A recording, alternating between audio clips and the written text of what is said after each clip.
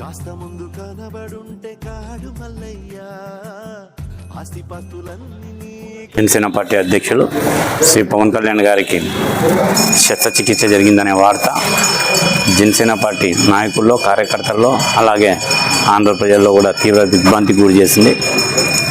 శస్త్రచికిత్స అనంతరం శ్రీ పవన్ కళ్యాణ్ గారు ఆరోగ్యం నిలకడగా ఉందని, త్వరగా కోలుకుంటున్నాడనే వార్త మా అందరిలో కూడా కొంచెం సంతోషాన్ని నింపింది.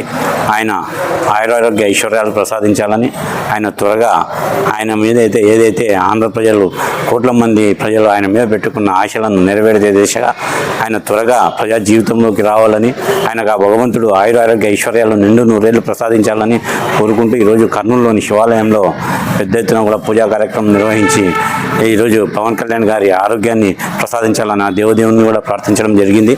ఆయన త్వరగా కోలుకొని ఏదైతే ఆంధ్రప్రదేశ్లో ఆయన మీద పెట్టుకున్న నమ్మకాన్ని ముందుకు తీసుకెళ్లే దిశగా త్వరగా కూడా ఆయన కోలుకుంటారని ఆశిస్తూ ఈరోజు ఈ కార్యక్రమాన్ని నిర్వహించడం జరిగింది.